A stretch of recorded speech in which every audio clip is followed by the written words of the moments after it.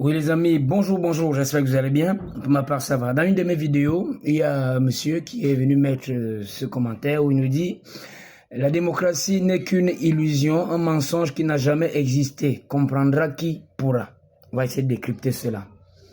Vous savez, dans la plupart de nos pays francophones, nous parlons de la démocratie. On nous a apporté la démocratie dans les années 90.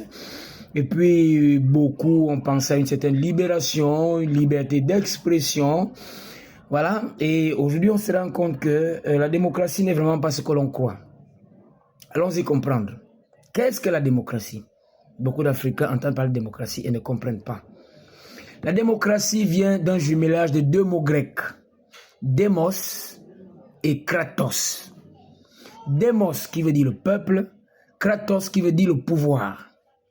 Donc la démocratie s'érige donc ici comme étant le pouvoir du peuple, par le peuple et pour le peuple. C'est le pouvoir que le peuple a de choisir ses représentants qui pourront décider librement du destin du peuple. Le mot librement, l'adverbe librement est incontournable dans ce contexte. Donc il ne peut pas avoir de démocratie s'il n'y a pas de liberté. On entend encore ici par liberté, ce qu'on appelle sur le plan politique la souveraineté. Beaucoup entendent parler du mot souveraineté, ils viennent se prononcer en politique mais ne comprennent pas. La souveraineté d'un pays, c'est cette capacité qu'a ce pays à être libre. Libre de profiter de ses richesses, libre de décider de sa politique, libre de décider de ses orientations politiques, libre d'avoir son autodétermination qui lui est propre. Est-ce que les pays francophones ont la souveraineté? Vous allez comprendre que non. Voilà pourquoi le président Ibrahim Traoré avait dit la démocratie n'a jamais libéré un pays. La priorité, il avait dit la démocratie n'est qu'une continuité. La priorité, c'est la révolution. La révolution ici, c'est un combat. Le combat là, c'est quoi? C'est le panafricanisme. Et qu'est-ce que le panafricanisme? Le panafricanisme est une idéologie politique qui vise à la lutte pour la libération de l'Afrique et des Africains, y compris les Africains qui sont d'ascendance africaine, c'est-à-dire ceux-là qui ne sont pas en Afrique, qui ont été déportés par l'esclavage. Le panafricanisme vise aussi à la fraternisation entre Africains. Voilà le combat que nous devrions faire. Beaucoup de gens se disent ici panafricanistes. Ils le clament, mais ne le sont pas. Les panafricanismes devraient regarder dans la même direction. Quand vous voyez un panafricaniste combattre un panafricanisme, des deux, il y a un qui est faux. Il y en a qui confondent leur aigreur personnelle au panafricanisme. Il y en a qui confondent leur incompréhension du combat des autres au panafricanisme. Beaucoup se clament panafricanistes là dans les réseaux sociaux, mais ne le sont pas. La souveraineté devient donc la priorité. Tous les pays francophones ont eu d'abord ils sont passés par la colonisation, où on leur a arraché la liberté, où on a décidé pour eux, où on les a matraqués. Avant cela, c'était l'esclavage et tout ça. Alors dans les années 90, on nous a apporté ce qu'on appelait la démocratie. Peut-on parler de démocratie si les pays africains francophones ne sont pas encore libérés? Les pays francophones accèdent au pseudo-indépendance, toujours pseudo-indépendance, parce que la France n'a pas voulu laisser comme le Portugal a laissé, comme l'Espagne a laissé, comme l'Angleterre a laissé. Non.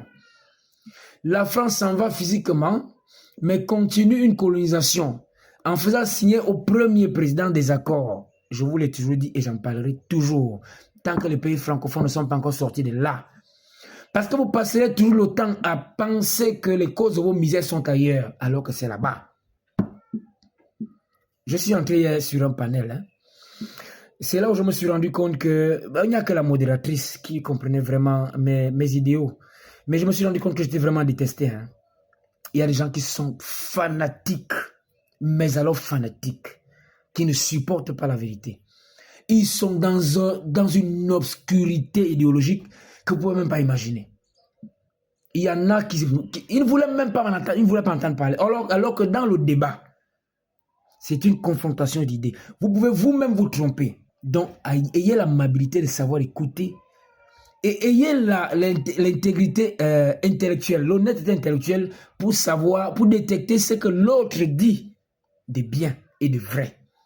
Beaucoup sont dans des débats là, mais sont fanatiques. J'ai vu ça dans la vie.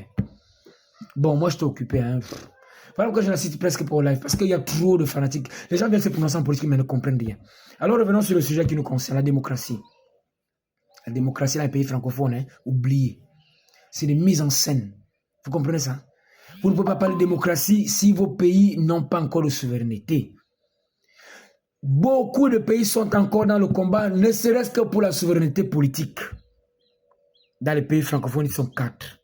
Le Cameroun qui est sorti en premier, le 26 décembre 2020, beaucoup de Camerounais, presque 90% des Camerounais ne connaissent pas ça. Suivi du Mali, du Burkina et du Niger. Excusez-moi, je suis un peu grippé. Voilà la triste vérité. Tous les autres pays sont encore enchaînés. Mais ils vous parlent de démocratie, ils vous parlent d'élection. Une fois qu'ils ont voté un président, pour eux c'est déjà bon. Ils sont déjà une démocratie. Et ils le clament si fort. Est-ce qu'on peut être aussi naïf que ça? Il n'y a pas de démocratie si vos pays même ne vous appartiennent pas. Si vous ne pouvez pas vous-même gérer vos matières premières. Si vos accords militaires dépendent encore de la France. Si vos marchés publics sont conditionnés par la France. Si les hommes politiques français continuent de choisir des présidents pour vous. Si vous êtes encore aussi fragile aux infiltrations politiques. Je parle d'infiltration politique sur le live d'hier. Quelqu'un m'a dit, quelle infiltration? Quelle infiltration? Vous croyez que si on souffre, c'est les Français? Ouais, les naïfs comme ça. Les Français sont forts, hein? Ils sont très forts en politique. Ils ont su endormir la conscience des Africains. Il y a des Africains qui sont dans le coma politique. Mais des bouches ouvertes comme ça. Ils veulent le changement. Je ne sais pas s'il faut tout parler ici. Honnêtement, j'ai parfois l'impression que je prêche dans le désert, quoi. Il y a trop de toto dehors. Trop, mais alors trop. Vous n'avez pas de démocratie, hein? Vous comprenez? Ce que vous faites là, c'est des mises en scène. Hein? Voilà, c'est des mises en scène. On organise ça pour faire croire à l'opinion internationale qu'il y a démocratie. Pour qu'il y ait démocratie, il faut d'abord qu'il y ait liberté. Parce que la démocratie ne passe pas chez des prisonniers. Pour voter librement, il faut d'abord être libre. Vos pays ne vous appartiennent pas. Vos systèmes démocratiques appartiennent aux autres. Rien ne vous appartient, tout est décidé par les autres. Il n'y a pas de démocratie dans des pays pareils. Il n'y en a pas. Libérez-vous d'abord de ces accords qui ont phagocyté tous vos pays sur le plan politique, sur le plan militaire, sur le plan financier, sur le plan économique. Vous êtes des prisonniers au XXIe siècle. Alors, vous faites des scènes théâtrales que vous appelez démocratie. Et c'est là où on vous a eu, parce que les Occidentaux se sont rendus compte que les premiers présidents qui nommaient là, qui plaçaient là, à la longue, ils devenaient consciencieux et voulaient être révolutionnaires. La démocratie est donc arrivée pour que quand un président commence à un peu ouvrir les yeux, on le renverse, on met quelqu'un de plus naïf et vous êtes calme. Une fois que vous avez changé de président, non, c'est bon, c'est le changement. Mais vous rêvez. Tant que vous êtes dans les accords coloniaux, hein, vous allez vivre les mêmes misères. Vous allez changer même 1000 présidents, hein, ça sera toujours pareil. Quand celui qui va prendre là, sera là. S'il n'est pas sur des accords coloniaux, hein, vous allez l'aimer au début, après vous allez aussi le vomir comme vous avez vomi l'ancien, et vous allez comme ça tourner comme une roue de voiture. Pas parce que vos présidents sont bêtes, parce que c'est vous-même qui êtes bêtes. Cherchez d'abord la souveraineté véritable de vos pays. C'est là est-ce qu'il a compris. Le président Biya l'a compris seul. Je me demande pourquoi les gens qui se disent panafricanistes viennent combattre l'homme là. Moi je ne comprends pas. Le combat pour le panafricanisme, ça a commencé avec le Mali. Mais Assimi Goïta va envoyer une émissaire au Cameroun venir remercier le président Biya, disant que c'est grâce au président Biya que la révolution l'AS a vu le jour. Mais il y a des gens qui se disent panafricanistes, mais qui combattent le président Biya. Celui qui a accepté qu'il y ait sur son sol la première chaîne panafricaine qui a ouvert les yeux à tous les Africains. La France a voulu fermer le président Biya, a refusé. Si beaucoup d'Africains sont éveillés aujourd'hui, c'est grâce à ce président Biya que vous voyez là. Vous venez le combattre aujourd'hui et vous vous dites panafricaniste. Panafricaniste de merde. Voilà pourquoi on vous appelle des panafricons. Ceux qui vous appellent comme ça n'ont pas tellement tort. Une autre vidéo. Ceux qui me découvrent donc pour la première fois, bien vouloir vous abonner, partager, liker. Je fais l'habitude dans la géopolitique internationale, je fais dans l'éveil de conscience et quelquefois dans les affaires matrimoniales. Comme je l'ai souvent dit, si je ne fais que parler, c'est pour vous que je parlerai. Ma bouche sera la bouche des malades qui n'ont point de bouche. Et ma voix, la liberté de celles qui s'affaissent au cachot des espaces. Je prends ici la célèbre phrase de Messie Martiniquais dans un retour au pays natal en septembre. Donc je vous laisse vous souhaiter de passer une très bonne journée et nous revoilà la prochaine vidéo.